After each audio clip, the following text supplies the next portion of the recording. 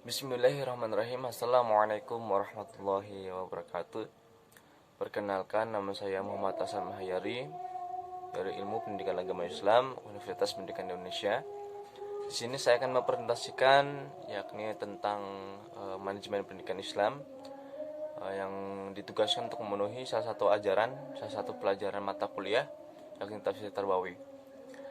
Materinya kita sangkut pautkan atau kita ambil tentang manajemen pendidikan Islam, tafsir Quran As-Sajdah ayat 5, Quran Surat Al-Hasyr ayat 18, Quran Surat Al-Hajj ayat 77, Quran Surat Al-Kahfi ayat 2, Quran Surat Al-Syu'ara ayat 6, Quran Surat Al-Baqarah ayat 185, Quran Surat Al-Isra ayat 26, Quran Surat An-Nisa ayat 58, dan Quran Surat Al-Maidah ayat 2. Adapun dosen pengampunya yakni Dr. Haji Ahmad Abdul Salam MPD dan juga Dr. Sucus Rahman STH MAG MA. Semoga dapat dipahami materinya. Untuk latar belakangnya mengapa kita memilih meneliti atau mempresentasikan mengenai manajemen pendidikan Islam. Pertama, bahwasanya manajemen adalah sesuatu yang sangat penting dalam menjalankan suatu bidang tertentu, terutama dalam bidang pendidikan. Hal ini karena pendidikan adalah suatu hal yang sangat penting dan juga utama pastinya dalam Islam. Sehingga akhir-akhir ini manajemen itu kan banyak fokusnya, tapi banyak dari fokusnya itu ada yang menulis tentang manajemen pendidikan Islam. Kenapa? Karena pendidikan agama Islam ini sesuatu yang sangat penting harus dipelajari oleh mahasiswa, oleh siswa, oleh pendidik. Kenapa? Karena nantinya kalau dalam kehidupan kita pastinya sesuatu itu pasti akan berkaitan dengan perilaku-perilaku yang mencerminkan diri kita. Oleh karena itu, agar suatu yang kita atur, yang kita lakukan dalam kehidupan kita itu sesuai secara tertib, benar, teratur, pastinya kita juga harus belajar mengenai manajemennya, manajemen waktu, manajemen tentang ruang dan sebagainya. Dan lebih-lebihnya kita belajar mengenai manajemen pendidikan Islam, karena kita akan kaitkan nanti dengan pendidikan Islam. Itu mengenai latar belakangnya, sehingga dikatakan sangat penting kita mempelajari mengenai manajemen pendidikan Islam. Untuk rumusan masalahnya mungkin tidak terlalu banyak karena kita nanti pasti akan dipahami dari pembahasannya. Tapi setidaknya kita sini akan memberikan pemahaman mengenai tadi sudah manajemen pendidikan Islam, kemudian mengenai makna mufradatnya dari tafsir-tafsir yang di atas tadi. Tapi nanti kita akan mengambil satu saja karena akan terlalu banyak. Nah, kita lanjut yang pertama mengenai pembahasannya, mengenai pengertian manajemen pendidikan Islam. Pengertian manajemen itu secara etimologi itu berasal dari kata managio, yang berarti kepengurusan, atau managing, yang berarti melatih dan mengatur langkah-langkah. Atau dapat juga diartikan sebagai getting done of your through other people. Ada juga yang berpendapat bahwasanya kalau dalam bahasa Inggrisnya itu manajemen itu manage. Nah, sementara menurut KBBI atau Kamus Besar Bahasa Indonesia, manajemen itu berarti penggunaan sumber secara efektif untuk mencapai sasaran. Manajemen juga merupakan suatu proses berkaitan dengan aspek organisasi, di mana situ ada mengenai orangnya, strukturnya, tugas-tugasnya, teknologinya, alatnya, dan sebagainya, yang dimana itu digunakan untuk mengaitkan aspek satu dengan yang lainnya, sehingga tercapai suatu tujuan tertentu. Itu mengenai pengertian manajemen. Kemudian mengenai pengertian dari pendidikan Islam. Oh iya, pengertian manajemen ini ternyata ada dalam Al-Quran. Ya. Tadi yang sudah dibacakan di atas ada beberapa ayat Al-Quran yang menjelaskan mengenai manajemen pendidikan Islam, terus khususnya manajemen. Salah satunya ada dalam Quran Surat As-Sajdah ayat 5, yang artinya dia mengatur urusan dari langit ke bumi, kemudian urusan itu naik kepadanya dalam satu hari yang kadarnya adalah 1000 tahun menurut perhitunganmu. Sini ada kata mengatur. Mengatur itu identik dengan kata manajemen. Kenapa? Kan tadi dari para pengertian sebelumnya bahwasanya manajemen adalah mengatur, mengurus dan sebagainya. Di sini Al-Qur'an dalam Quran Sejarah ayat 5 ini menjelaskan mengenai aturan tentang sesuatu yang terjadi di bumi ini. Kemudian tentang pengertian manajemen. Nah, ada juga mengenai pendapat dari beberapa ahli mengenai manajemen ini. Salah satunya adalah Muhammad Quraish Shihab mungkin kita pasti tahu mengenai Muhammad Syihab. Misalnya beliau berpendapat bahwasanya kata Yuda biru yang ada di Quran Surat As-Sajdah tadi, Yuda biru itu menjelaskan mengenai pemikiran dan pengaturan sedemikian rupa tentang sesuatu yang akan terjadi di kemudiannya. Jadi situ kata beliau ada aturan yang akan terjadi setelahnya. Nah, intinya bahwasanya segala sesuatu itu harus diperhitungkan dampaknya, akibatnya secara matang, sehingga hasilnya nanti itu diperoleh dengan yang kita kehendaki, pastinya baik, atau dengan tujuan yang akan kita tetapkan sebelumnya. Jadi menurut konsep bahwasanya ketika kita akan melakukan sesuatu, kita harus mempertimbangkan nih yang kita lakukan itu baik atau buruk. Kalau baik lanjutkan, kalau buruk tinggalkan. Itu mengenai kata beliau Yuda biru di Quran Surat Muhammad Syihab di Quran Surat As-Sajdah ayat 5.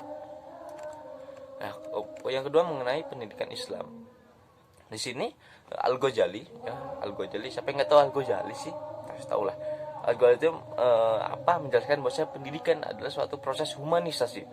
Humanisasi itu memanusiakan manusia, dimulai dari sejak kejadiannya sampai akhir hayatnya. Nah, melalui berbagai tahap dari ilmu pengetahuan yang disampaikan dalam bentuk pengajaran secara bertahap. Nah, sedangkan menurut Haji Muhammad Khalid Toha, pendidikan Islam adalah pendidikan yang falsafah dan tujuannya secara teori dibangun untuk melaksanakan praktek pendidikan yang dimana didasarkan untuk nilai-nilai yang diajarkan Allah dan Rasulnya.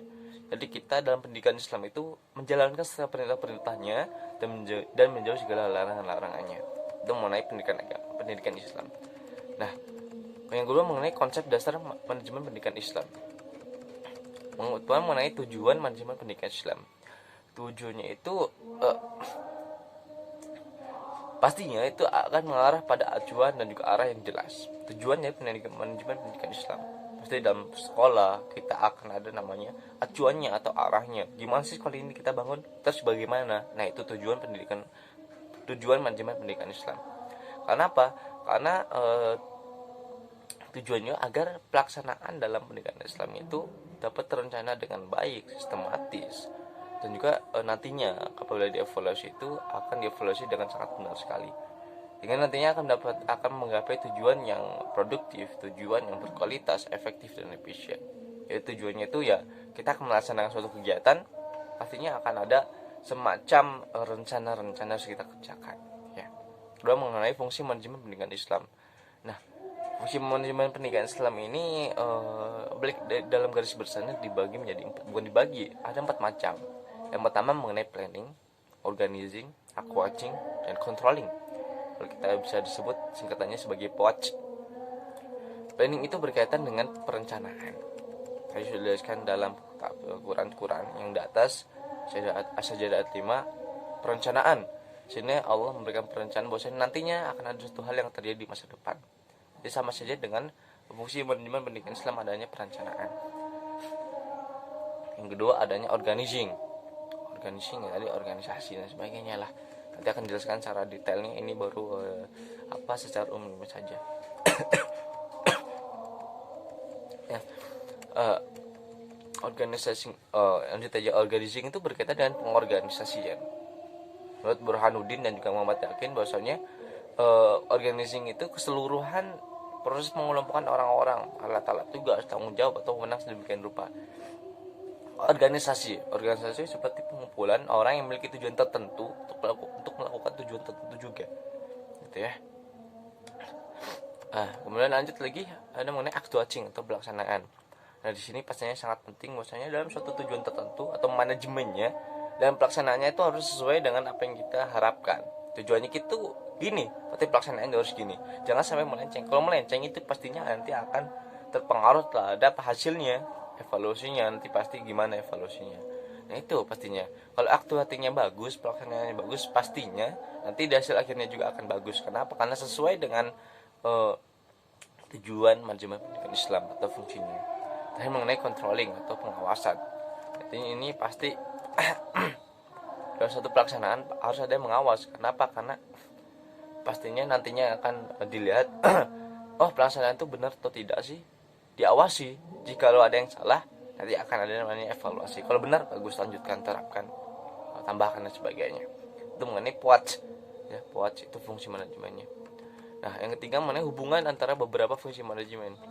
Nah, hubungan ini merupakan suatu yang menjadi satu kesatuan. Jadi yang keempat ini menjadi satu kesatuan di mana mereka itu saling berkaitan satu sama lain. Yang dimulai dari planning terakhir dengan pengawasan.